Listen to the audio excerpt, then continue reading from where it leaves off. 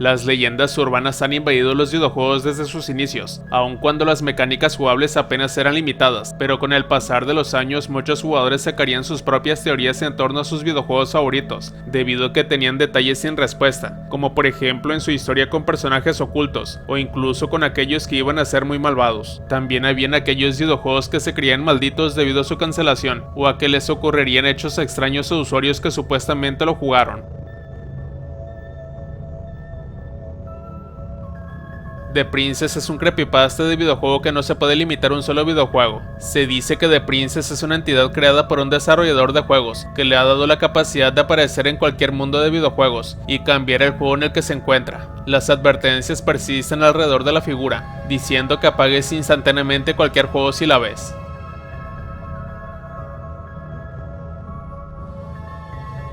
Fanáticos de los Sims tengan cuidado, pueden terminar topándose con una figura trágica llamada Sonny de Traje Clown. Un usuario del juego detalló su experiencia torturando a sus personajes, después de lo cual, cuando se sentían miserables, aparecía Sonny el payaso trágico. Pero las cosas se dispararon cuando Sonny no salía de su casa, y pronto se preguntaban quién estaba jugando.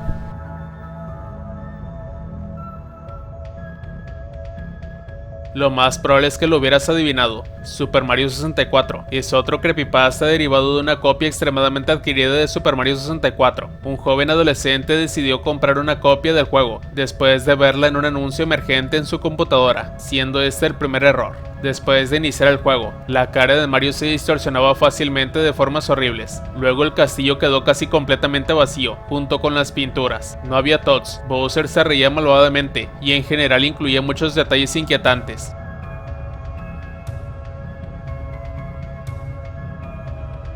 Misfortune.gb se refiere a un cartucho de Game Boy Color muy raro que, como habrás adivinado, tuvo un lanzamiento muy limitado. El juego ha sido objeto de mucha discusión y debate debido a la naturaleza del juego, su música y los aparentes efectos secundarios que muchas personas experimentaron. Controlas a un niño en un edificio extraño, donde parece haber sido abordado por un ser que solo puede describirse como una interpretación del diablo. Después de decir que sí a su desafío, eres teletransportado a un rompecabezas muy difícil que debes resolver. Si no lo haces, el diablo aparecerá con más detalle y se declarará como el dios de este reino. Al parecer, este juego ha provocado una serie de efectos secundarios graves, como náuseas, depresión e incluso tendencia al suicidio.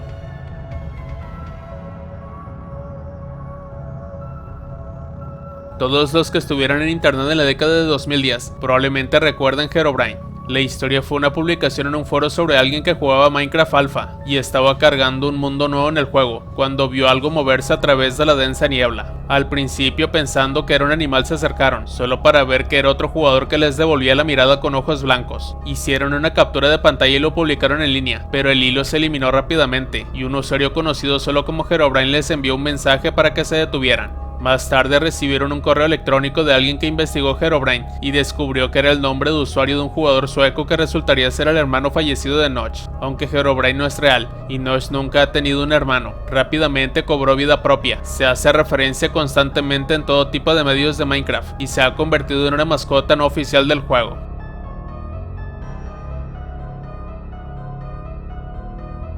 LCD Dream Emulator es probablemente uno de los juegos más extraños de todos los tiempos, y para colmo realmente existe, con un mundo generado por procedimientos que se basó en el diario de sueños de uno de los desarrolladores. Uno debe preguntarse exactamente qué tan desordenado podría ser el sueño de esta persona, si pensar en cosas tan inexplicables. Todo, desde los entornos hasta los personajes de estos sueños, si es que se puede llamar así, era absolutamente aleatorio y no tenía nada parecido a algo lógico. Quizás lo peor de esto era el hombre gris que terminaría tu juego si te acercabas demasiado. La interpretación de la existencia de esta entidad en el juego ha sido muy cuestionada, y la gente dice que representa varias entidades hostiles que uno puede encontrar en sus sueños de vez en cuando.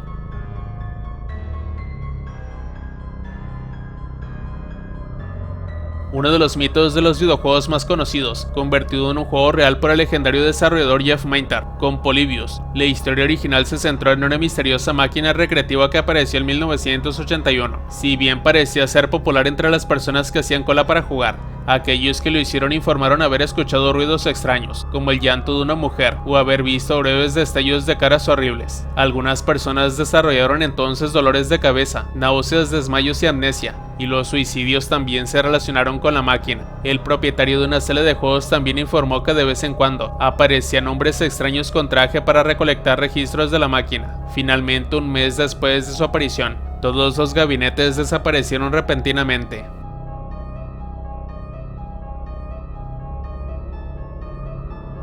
Sally.exe tiene el impresionante título de ser un creepypasta, que en realidad se transformó en un juego real. Es una secuela de otro creepypasta, Sonic.exe, y sigue el malvado Sonic de esta historia, cazando y matando a personajes más icónicos de Sonic, incluida Sally, a quien se ve en el juego con los ojos toscamente cosidos.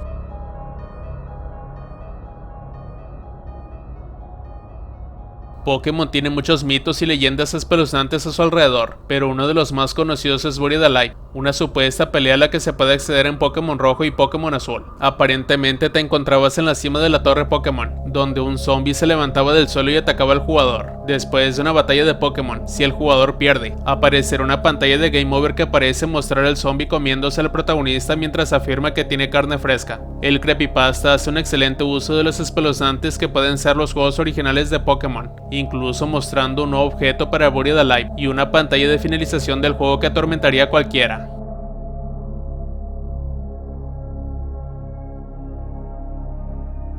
Payluna es un creepypasta popular que gira en torno a un juego de aventuras de texto que se vuelve cada vez más difícil a medida que avanzas en el juego. Este juego es conocido por sus numerosos fallos y sucesos espeluznantes, lo que hace parecer casi imposible de jugar. Sin embargo, un hombre logró terminar el juego y descubrió algo realmente horrible. Al final del juego, la pantalla revela las coordenadas de una ubicación en la vida real. El jugador que terminó el juego terminó cavando en el lugar especificado y descubrió el cuerpo en descomposición de una niña. La única parte que quedó algo visible fue una cabeza fresca, cubierta de cabello rubio.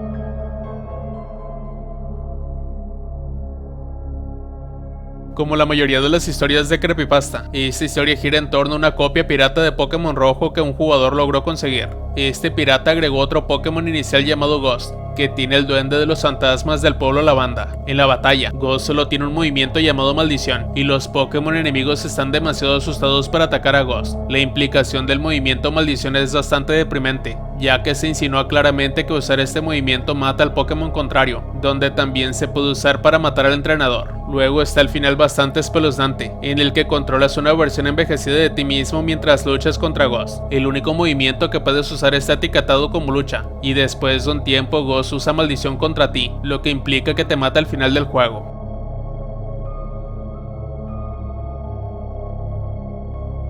Killswitch está escrito más como una leyenda urbana que como un creepypasta real, y detalla la historia de un juego que supuestamente se lanzó en 1989. Lo que hace que Killswitch sea un creepypasta de videojuego tan interesante no es el contenido del juego en sí. A primera vista parece una historia sencilla sobre un videojuego críptico y extraño. Lo interesante aquí son las circunstancias del juego y su supuesta creación. Solo se crearon 5000 unidades del juego, no se podían copiar y el juego se borraba solo al finalizar. Lo que lo hizo aún más misterioso fue el hecho de que el juego tenía 2 personajes jugables, pero era casi imposible jugar si uno elegía el segundo.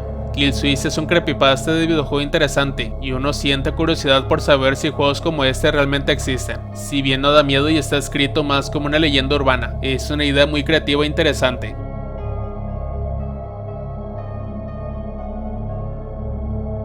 La mayoría de las veces, los creepypastas de videojuegos tienden a centrarse en juegos que son muy populares, pero hay algo infinitamente más aterrador en algunos juegos más oscuros como Godzilla NES. Y este creepypasta sigue la perspectiva de Zack, un hombre que quiere disfrutar de un juego favorito de la infancia, Godzilla Monster of Monsters. Sin embargo, el juego comienza de forma mucho más diferente de lo que puede recordar, con niveles extraños, nombres extraños como entropía o demencia, y pronto la llegada de un horrible monstruo que persigue a Godzilla, conocido simplemente como Red o Rojo. Pero lo que son más aterradores que Red, parece escuchar de alguna manera a Zack y lo obliga a jugar, en un momento incluso haciéndolo sentir el daño que le inflige a Godzilla. En general es un creepypasta muy bien hecho, y lleno de capturas de pantalla de un juego de Godzilla Monsters of Monsters modificado.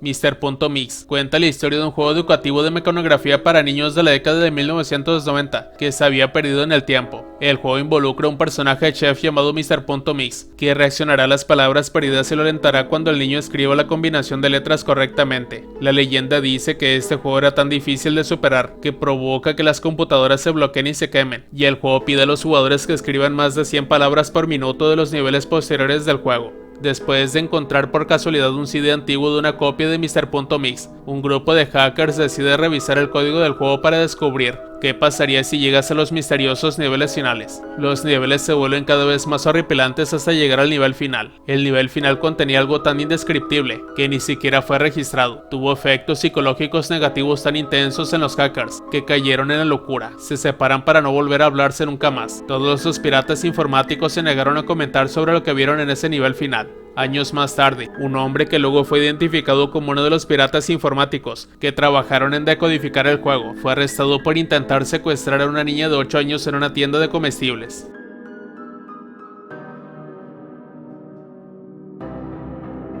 The Legend of Zelda Majora's Mask ya es una de las entradas más oscuras de la serie, por lo que hay mucho combustible para una historia de terror. Allí es en donde entra Ben Drowned. La historia trata sobre un niño llamado Ben, que fue elegido por una secta para participar en un ritual que implicaba ahogarse.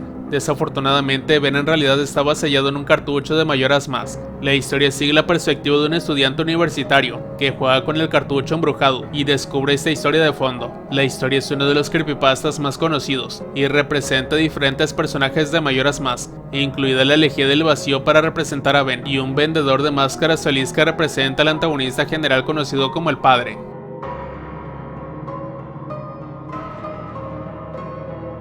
Entre los dioses del mundo creepypasta, la historia del síndrome del pueblo lavanda se cierne sobre ella, mientras los otros creepypastas ciertamente la admiran. El síndrome del pueblo lavanda es una historia ficticia que se desarrolla dentro del mundo de Pokémon, específicamente en Pokémon Rojo. El pueblo lavanda es conocido por su música horrible, pero esta historia afirma que la canción del pueblo lavanda emitía frecuencias peligrosas, que en realidad provocaron muertes suicidas de pebetes. Por supuesto, esta historia es ficticia, pero aún así hace que la canción sea mucho más inquietante.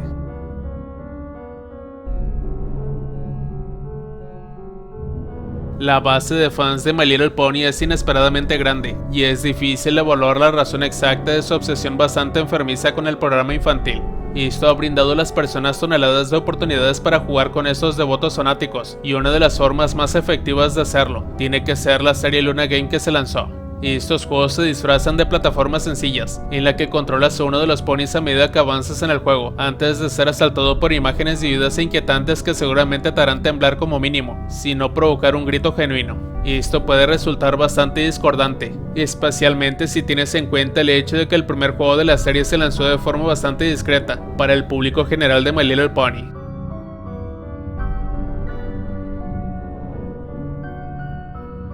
En nuestra juventud, todo el mundo conocía a alguien que supuestamente tenía un tío que trabajaba para Nintendo, ya sea que conocieran los secretos para conseguir un Mew, o cómo desbloquear a Sonic en Super Smash Melee. Había un niño en cada escuela que conocía todos los secretos imposibles sobre los juegos de Nintendo, gracias a un pariente misterioso, y estos embaucadores han cobrado una nueva vida en línea, y sus historias han pasado de inofensivas mentiras piadosas a algo más siniestro, un videojuego depredador. The Uncle Who Works for Nintendo toma algunas de estas historias y las entrelaza en una aventura de texto divertida, espeluznante e inventiva que debe jugarse varias veces para completarse. Al principio la historia se desarrolla de forma clara y te transporta a esos intercambios infantiles en el patio de recreo, pero algo se siente un poco fuera de lugar. Es entonces cuando te invitan a explorar esa peculiaridad o a llamar a tu madre y salir temprano de la fiesta de pijamas.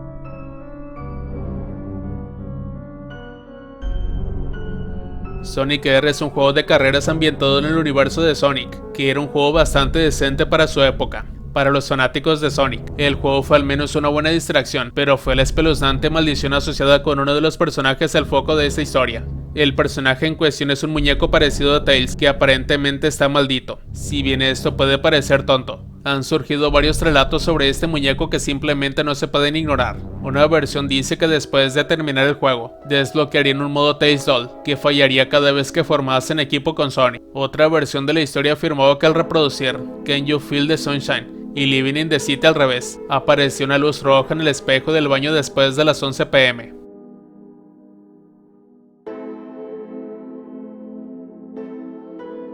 Se rumoreaba que un mod de Morrowind incompatible, que llevó el nombre de JBK1166Z, circulaba en una comunidad bastante pequeña alrededor de 2005. El juego con este mod incluido tenía que iniciarse en DOSBox para que funcionara correctamente. Al iniciar el juego, los jugadores notarían algo extraño desde el principio. Pierdes salud constantemente sin importar qué, y el juego ya tiene sus personajes principales asesinados, así que para aumentar el factor espeluznante, sus cadáveres tampoco desaparecerían. También hay una mazmorra adicional, y los NPCs dejaban de responder después de un tiempo, y a veces durante la noche, miraban hacia arriba y simplemente decían mira al cielo. Pero quizás la parte más espeluznante de esta historia es que cuando mueres, un nuevo monstruo asesino se acercará a tu cadáver y gritará horriblemente.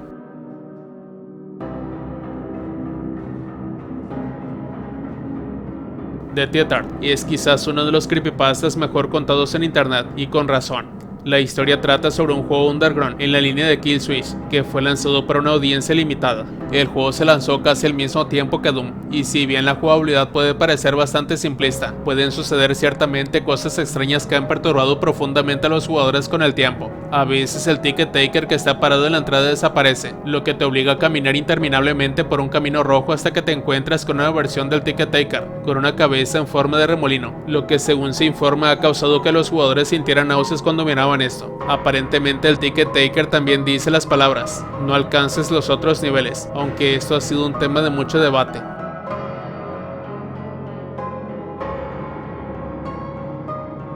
Un creepypasta que gira en torno a la piratería y extracción de juegos. Esta historia seguramente hará que cualquier pirata se lo piense dos veces cuando decida descargar ilegalmente un juego. La historia habla de cierto programa japonés que ayudó a facilitar esta práctica poco saludable. Sin embargo, los juegos fueron copiados en formato .4, lo que provocó algunas cosas bastante espeluznantes en algunos juegos. Portal 2 tendría un montón de imágenes inquietantes, Civilization tendría opciones de investigación bastante extrañas, y Serious Sam presentaría cosas absolutamente grotescas como el sacrificio humano, entre otras cosas. Es un poco espeluznante pensar que algo tan simple como la piratería puede llevar a sucesos tan locos.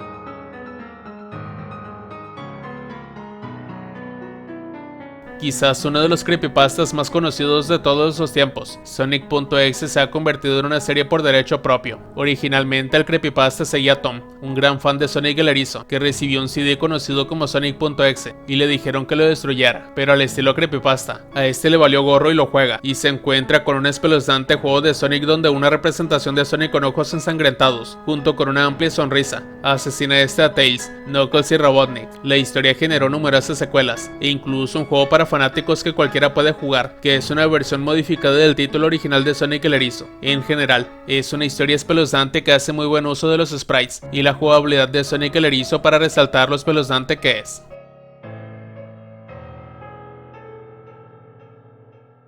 Y bueno amigos, esto ha sido todo. ¿A ti qué te parecieron estos juegos basados en teorías perturbadoras? ¿Cuáles de estos te aterraron más?